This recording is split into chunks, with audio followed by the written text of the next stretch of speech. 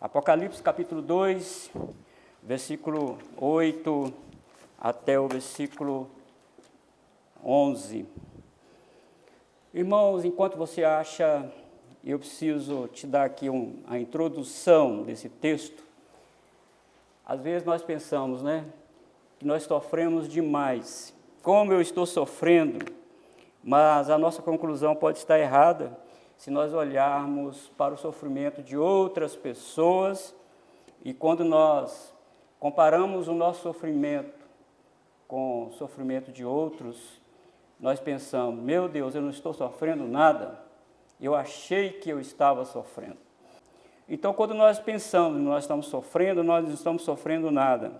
E hoje nós vamos falar sobre a igreja de Esmirna, uma igreja sofredora, muito sofredora. Agora, irmãos, quem levou o evangelho para aquela cidade da Ásia? Não sabemos. Não sabemos quem introduziu o evangelho lá. Talvez foi Paulo mesmo, na sua incursão missionária na região da Ásia, conforme relata Atos 19. Atos 19, Lucas vai registrando as viagens missionárias de Paulo, então possivelmente deve ser nessa incursão missionária de Paulo na região da Ásia que o evangelho chegou a Esmirna. Mas também pode ser, conforme em Atos 2, versículo 9, que no dia que o Senhor batizou a igreja com o Espírito Santo, caiu o Espírito Santo sobre a igreja no cenáculo, você está lembrado disso, estava lá partos, medas, elamitas, daqueles que também habitavam a Mesopotâmia, e no final do versículo 9 está escrito lá de Ponto e Ásia. Talvez tinha pessoas de Esmirna lá em Jerusalém, conforme narra Atos capítulo 2. Esmirna vem de um vocábulo grego que significa mirra, e esse nome talvez seja decorrente da arborização em massa que existia na cidade, e estas árvores produziam a resina, e os boticários daquela época pegavam essa resina e transformavam em pasta aromática. Talvez o nome está ligado a essa mirra, esse perfume, esse material in natura, vamos dizer assim, que a árvore produzia. Então, irmãos, nós estamos aqui diante de uma igreja que tinha uma mirra, mas uma mirra de Cristo. Tinha o perfume de Cristo. Uma igreja sofredora, uma igreja que estava passando por sérios problemas de perseguição. E numa disputa lá atrás com Éfeso, Roma estava decidindo, num concurso, qual cidade seria mais fiel a Roma. Então, sobraram Éfeso e Esmirna. Quem ganhou a disputa? Esmirna, a cidade mais fiel a Roma. Então, justifica aí saber por que a igreja ali naquela cidade passava por tanto sofrimento, por tantas dificuldades em relação ao evangelho. Comentaristas dizem que 1.200 crentes foram levados para o Monte Pagos, lá o maior monte da cidade de Esmirna. 1.200 crentes foram jogados lá de cima e todos morreram.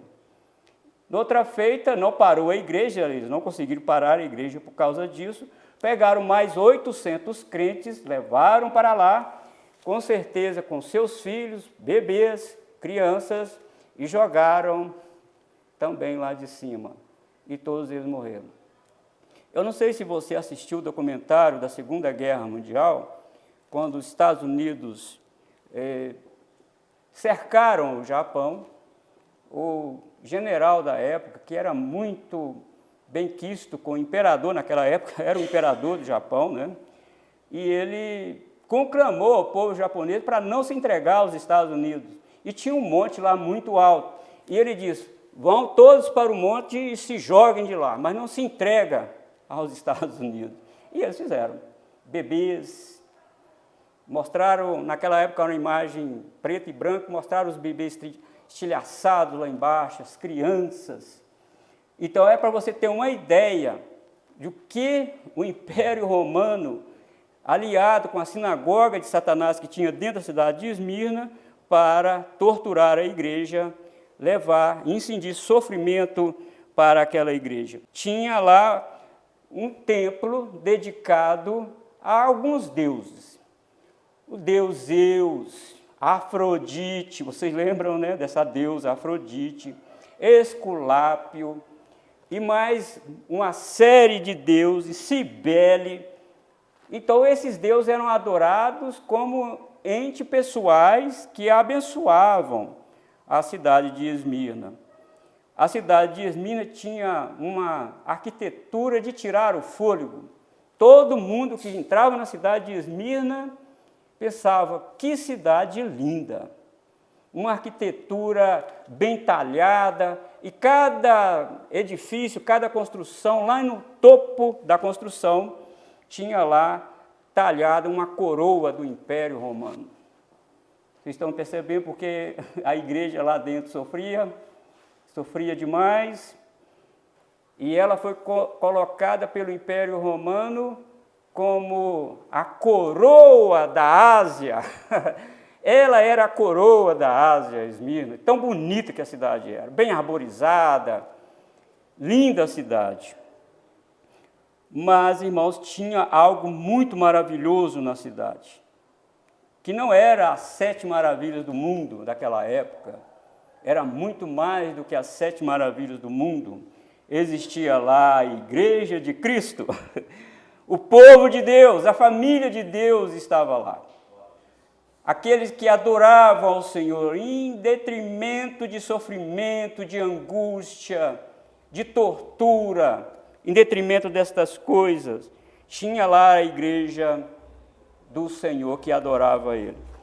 Por isso, irmãos, eu quero convidar você aí comigo, nesta agora, para nós lermos o texto, vamos analisar esse texto junto, Apocalipse capítulo 2, versículo 8 até o 11. Ao anjo da igreja em Esmirna escreve: estas coisas diz o primeiro e o último, que esteve morto e tornou a viver. Conheço a tua tribulação, a tua pobreza, mas tu és rico, e a blasfêmia dos que a si mesmos se declaram judeus e não são, sendo antes sinagoga de Satanás. Não temas as coisas que tens de sofrer. Eis que o diabo está para lançar em prisão alguns dentre vós, para serdes postos à prova, e tereis tribulação de 10 dias. Se fiel até a morte, e dar-te-ei a coroa da vida. Quem tem ouvidos, ouça o que o Espírito diz às igrejas. O vencedor de nenhum modo sofrerá dano da segunda morte. Pai, obrigado, Senhor, pela tua palavra. Obrigado, ó Deus, pela supervisão do teu Espírito em colocar este texto no cano das Santas Escrituras. Obrigado, Pai Celestial, pela vida dos nossos amados irmãos, teus filhos que estão aqui também. Que teu Espírito Santo os trouxe aqui, Senhor. E obrigado, ó Deus, pela essa rica oportunidade de poder pregar a tua palavra aqui, Senhor. Não a nós, ó Deus, não a nós, mas o teu nome da glória. Ó Senhor, apieda-te de nós, nos ajuda a não esmorecer em nossa fé. Ó Senhor, aquece os nossos corações, Senhor. Ó Deus, levanta aqueles que estão na letargia espiritual, Senhor, na indolência espiritual, ó Deus, daqueles que estão cocheando em 2 pensamentos. Ó Senhor, levanta o seu olhar para o céu, ó Deus. Ajude-os a ver, ó Pai, o teu sofrimento, o sofrimento do teu Filho Jesus na cruz do Calvário, para nos dar o direito, Senhor, da vida eterna. Ó Senhor, ajuda, ilumina a minha mente, sedimenta a mente dos nossos amados irmãos, dos teus filhos, e aqueles, ó Deus, que posteriormente assistirão a esta mensagem, que sejam, ó Senhor, tocados pelo teu Espírito. Que teu Espírito, Senhor Deus, venha falar, Senhor, aos seus corações, que haja salvação, que haja libertação.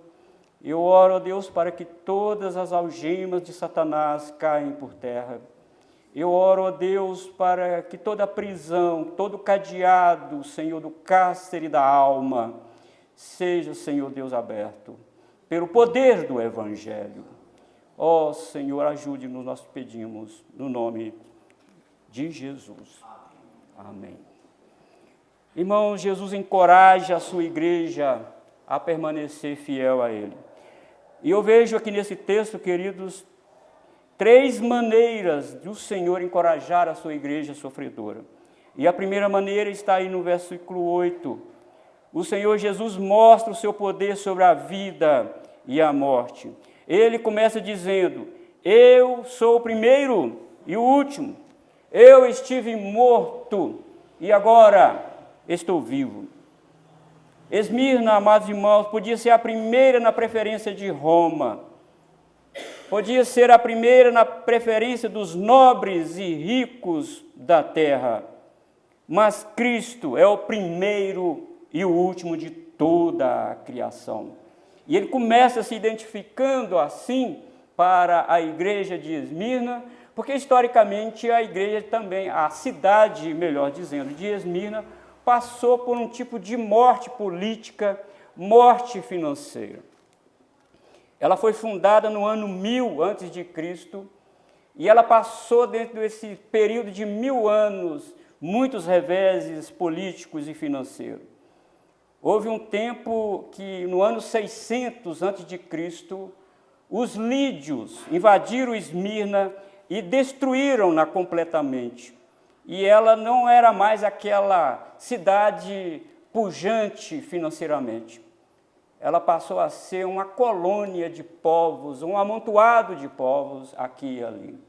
E ela passou 400 anos assim, até que ela se reviveu financeiramente.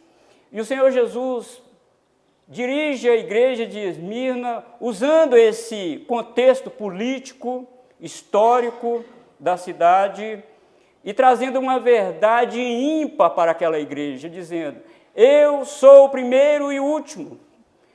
Você está dentro de uma cidade que é a preferência de Roma. E eu me dirijo a vocês como primeiro de toda a terra, de toda a criação. Eu sou o primeiro e o último. Isso quer dizer que nada acontece sem passar primeiro por Jesus. E nada culminará finalmente se não tiver a assinatura do Criador do céu e da terra, que é Jesus Cristo. Então ele encoraja essa igreja dizendo: olha, eu sou o primeiro e eu sou o último. Eu estive morto e estou vivo agora. Eu sei o que é sofrer, igreja de Esmirna. Meus filhos em Esmirna, eu sei o que é sofrer. Eu estive na terra também. Eu fui torturado, me bateram, me cuspiram, zombaram de mim. Eu morri pelo sofrimento. O sofrimento me matou, o pecado do homem me matou, mas eu estou vivo. Que, irmãos, que encorajamento! Maior do que esse não há, eu não vejo isso. Que encorajamento o Senhor Jesus dá para aquela igreja. E não é a primeira vez que o Senhor se manifesta para o seu povo de uma maneira falando: eu sou, eu sou.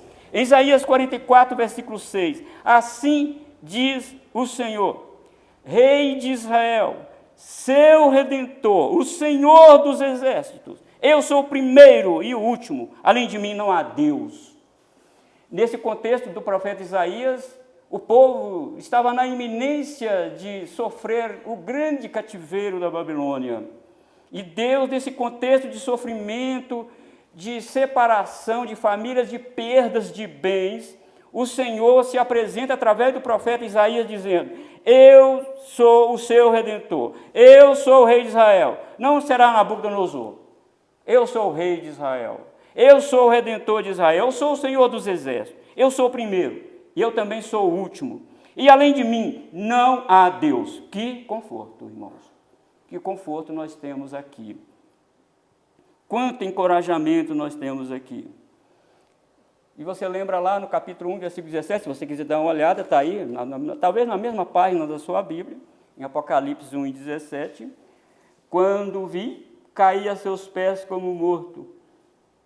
Jesus se aparecendo aí a João na ilha de Patmos, né? Quando o vi, caí a seus pés como morto. Porém, ele pôs sobre mim a mão direita, dizendo: não temas, eu sou o primeiro e o último. Conforto também para o apóstolo João, que estava lá na ilha de Patmos, sofrendo, exilado na ilha de Patmos. E lá no capítulo 22, versículo 13 de Apocalipse, está escrito: eu sou o Alfa e o Ômega, o primeiro e o último, o princípio e o fim. E esta, irmãos, é uma maneira de Deus garantir a nossa vitória. O apóstolo Paulo diz em Romanos capítulo 8, que nós não estamos lutando para vencer, queridos. Não estamos lutando para vencer. O apóstolo Paulo, inspirado pelo Espírito Santo, ele diz: nós somos mais do que vencedores em Cristo Jesus. Isso, irmãos, traz um conforto para mim, e eu tenho certeza também que traz um conforto para você, no momento de sofrimento, talvez de doença, de perda de emprego, de instabilidade política, de instabilidade financeira que o nosso país está atravessando. Esse momento de turbulência, o Senhor Jesus chega para nós através da sua santa palavra e diz: eu sou o primeiro e eu sou o último. Eu mando no mundo, eu sou o Redentor. Eu sou aquele que estive morto e agora vivo. Então, nesse versículo 8, irmãos, Jesus encoraja a sua igreja, mostrando para aquela igreja que ele é aquele que tem poder sobre todas as coisas. Mas agora, irmãos, a segunda maneira do Senhor encorajar aquela igreja está aí no versículo 9 e a parte A do versículo 10. Ele revelando o seu conhecimento e domínio sobre as circunstâncias, qualquer circunstância. Jesus anda no meio dos 7 candeeiros, que são as 7 igrejas. Ele não somente anda, mas também conhece nossas obras. Ele conhece o que está acontecendo em nossa vida. Ele sabe o que está dentro do nosso coração. E estas, irmãos, é uma maneira clara do Senhor Jesus demonstrar controle sobre todas as circunstâncias pelas quais você e eu e toda a igreja de Deus passam. Esta é uma maneira do Senhor falar para nós, para sossegar o nosso coração, a nossa alma, deixar tudo aos cuidados do Senhor e dizer: ó Senhor, Tu és o Senhor da minha vida, e não somente falar, crer de fato, de verdade, que o Senhor está no controle de todas as coisas. E Jesus fala aqui, irmãos, ele demonstra conhecimento e domínio sobre 3 situações muito difíceis que a igreja de Esmirna estava passando: tribulação, pobreza e encarceramento. Pensa numa situação dessa, irmão: tribulação, pobreza e encarceramento. E para você entender o que é tribulação, o que esse vocábulo grego significa, traduzido aqui como tribulação, pensa numa laranja, num solo duro, no cimento, vamos dizer assim, num piso bastante rígido, e vem um peso de 200 quilos e espreme essa laranja. O que vai acontecer? Ela será estilhaçada, todo o seu suco será extraído. Tribulação significa um aperto muito grande, ao ponto de tirar, irmãos, a nossa força, a ponto de tirar, irmãos, a nossa visão do todo. A tribulação é aquele momento de angústia lá dentro do nosso coração. Aquele momento que você está passando por dor, por tristezas profundas na sua vida, que você olha e diz: se o Senhor não vier ao meu encontro, eu vou sucumbir. Vou sucumbir. Então o Senhor Jesus diz: olha, igreja de Esmirna, povo meu aí nessa cidade, eu conheço a tribulação de vocês. Os crentes, irmãos, estavam pressionados, como se o exemplo que eu estou dando da laranja, estivesse sendo esmagado. Os crentes estavam pressionados pelas circunstâncias que eles estavam vivendo ali na cidade. E eles precisavam de ouvir uma mensagem do próprio Deus, do próprio Cristo, dizendo: eu conheço isso, eu estou ciente disso. Mas não somente isto, povo meu de Esmirna, eu conheço a tua pobreza. Irmãos, há dois vocábulos no Novo Testamento grego traduzido por pobreza, pobre. A primeira João usa aqui para descrever como era o estado financeiro dos irmãos lá na cidade de Esmirna. Se é aquela situação, está descrevendo, irmãos, uma situação de grande miséria, de grande pobreza. Mas o que estava acontecendo com aqueles irmãos que estavam tão pobres desta forma? Por várias situações, irmãos, os crentes pertenciam às classes mais baixas da cidade. Na cidade de Esmirna estava a elite, a nobreza morava lá. E os crentes não pertenciam a essa nobreza naquela cidade. E geralmente os navios abasteciam a cidade. E quando acontecia algum percalço lá no alto mar, que perdia parte da carga de alimento, de suprimento para a cidade, aqueles ricos pegavam todos os suprimentos e deixavam os pobres sem nada. A prioridade era deles. E isso acontecia demais, vendaval no alto mar e a carga se perdia. Os navios não tinham a tecnologia que os nossos navios hoje têm. Então era muito comum perder carga no alto mar, pessoas morrerem por causa disso. Muito comum isso. E quando isso acontecia, se sobrasse algum alimento, era para a classe rica da cidade. E os pobres ficavam sem nada. Ficavam a mendigar. Então, por isso que essa palavra aqui, pobre, significa mendigo. Não tem nada para comer. Esta era a situação dos crentes na cidade de Esmirna. Você já passou por isso, irmão? E você está passando por isso? Então você não sabe de fato o que é isso. Você não sabe de fato o que é o estômago arder. Você não sabe de fato o que é isso. E aqueles crentes estavam passando isso, irmãos, aqui nesse contexto de Esmirna, por causa de perseguição religiosa. Mas eles não arredavam o pé. Não arredavam. Nós somos de Cristo. Nós não vamos cultuar o imperador. Nós não vamos cultuar Afrodite, Cibele, Esculápio. Nós não vamos cultuar Zeus. O nosso Senhor é Jesus Cristo. Comendo ou não, nós somos de Jesus. Por isso que não há nenhuma reprimenda, irmãos, de Jesus a essa igreja. Não tem queixa de Jesus como teve na igreja de Éfeso. Tenho, porém, contra ti. Esse tenho, porém, contra ti não se é encontrado em Esmirna. Aquela igreja se mantinha fiel a Jesus. E uma outra maneira, irmãos, de os crentes serem tão pobres que era comum os crentes que estavam na dispersão. Se você quiser dar uma olhada, Hebreus capítulo 10, versículo 34, está escrito: porque não somente vos compadeceste dos encarcerados, como também aceitaste com alegria o espólio dos vossos bens, tendo ciência de possuirdes vós mesmos patrimônio superior e durável. Era comum, irmãos, numa cidade, naquela época, aqueles que não adorassem o imperador, aqueles que não aderissem à religião de Roma, seus bens eram tomados. E com certeza os bens dos crentes de Esmirna foram tomados pelo império, pelo governador, pelo prefeito da cidade, ou seja, por algum político ligado a Roma, foi tomado, para ver se eles adorassem o imperador, dedicassem a vida deles a Roma. Mas esses crentes falaram: não, pode tomar os nossos bens. E aqui em Hebreus capítulo 10, eles tinham ciência de possuir um patrimônio superior e durável, que império nenhum, que governo nenhum tomaria. Nenhum tomaria. Mas o versículo 9, irmão, nos dá uma nota aqui triste, né? Também porque eles eram pobres. Por causa que existia lá também a sinagoga de Satanás. E quando você lê esse nome sinagoga, o que você pensa? Os judeus. Os judeus perseguiam a igreja.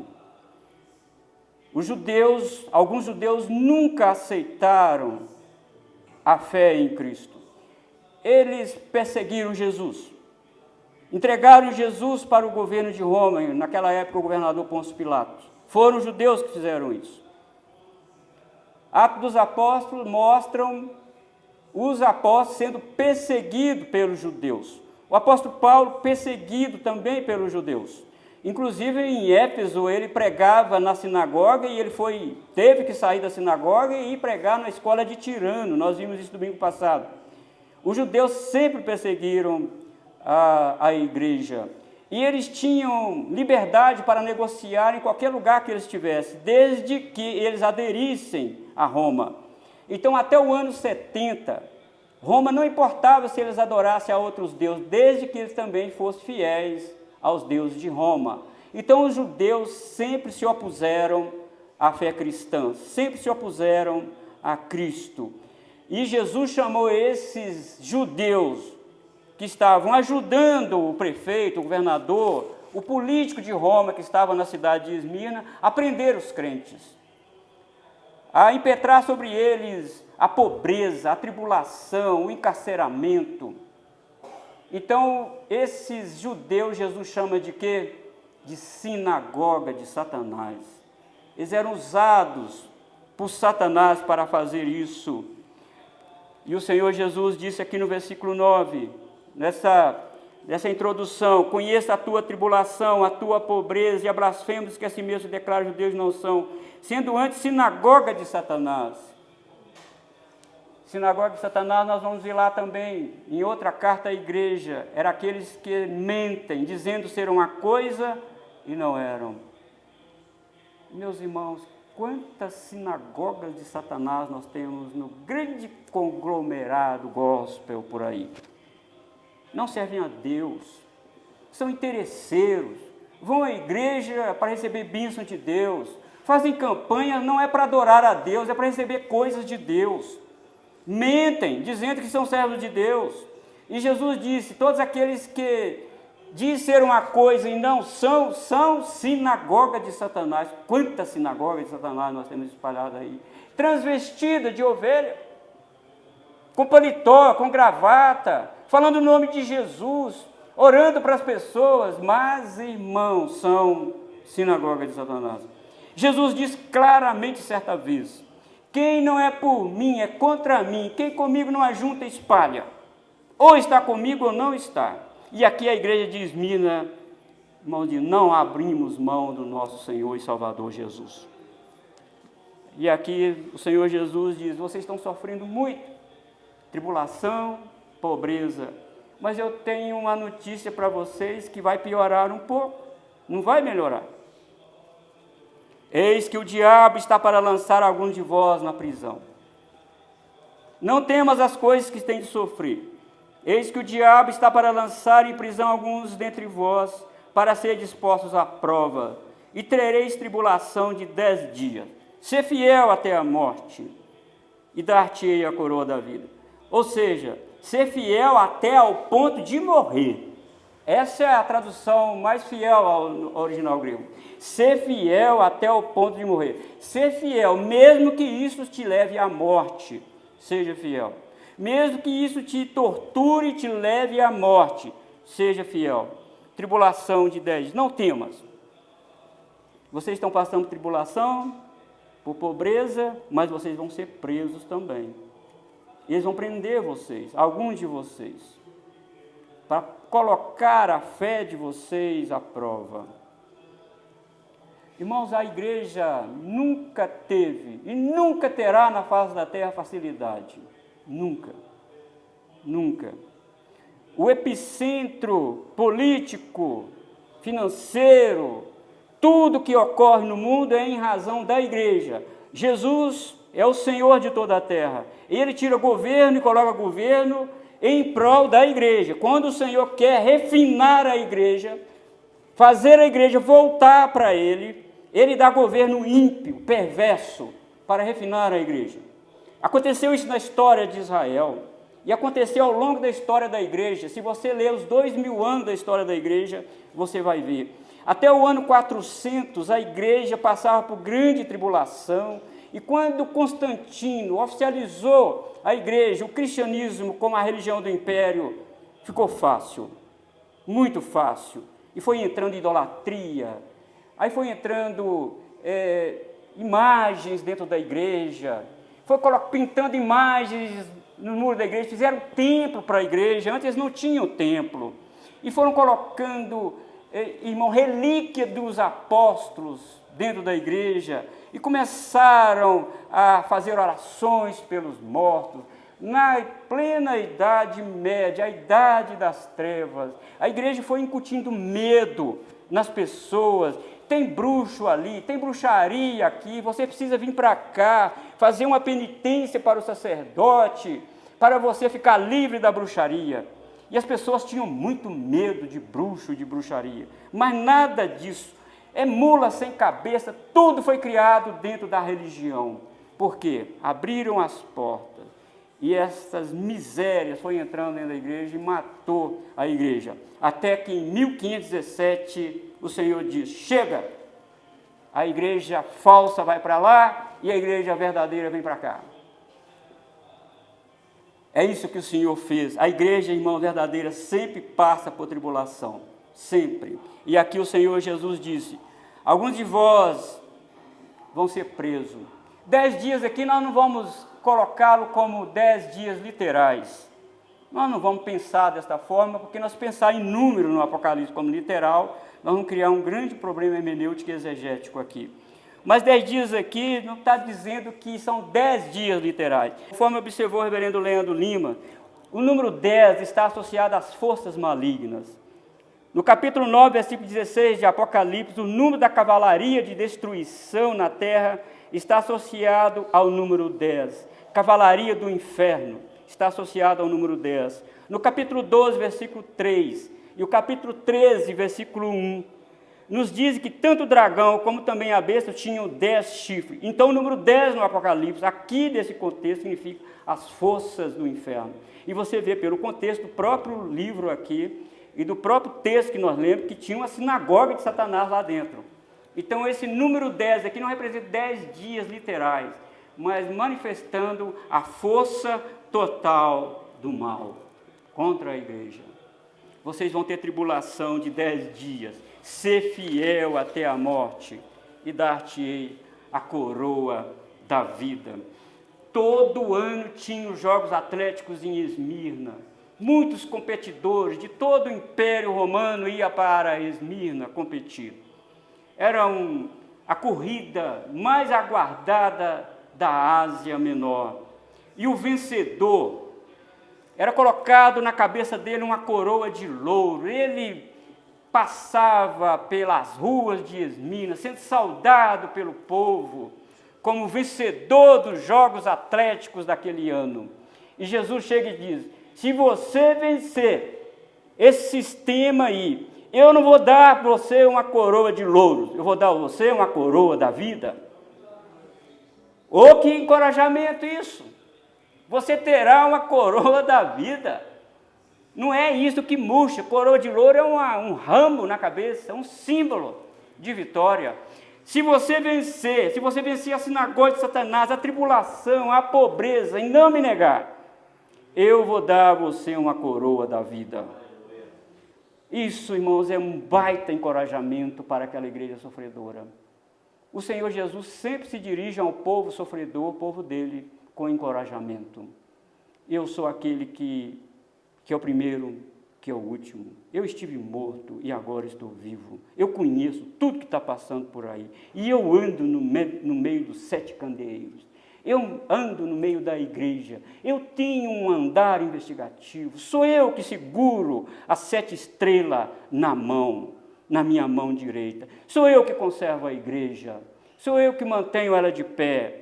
É isso, irmão. Se nós temos que sair daqui nesta noite sabendo, se você está aqui nessa noite, se nós estamos aqui nesta noite, servindo ao Senhor, se você foi incomodado por Deus a sair da sua casa e vir aqui, saiba que isso não partiu de você, é o Senhor te sustentando na sua mão. Ele conhece a sua situação, a sua pobreza, Ele conhece a sua necessidade. E ele nos fala aqui nesta noite: olha, se você vencer todo esse sistema do mal, em meu nome eu vou te dar uma coroa da vida.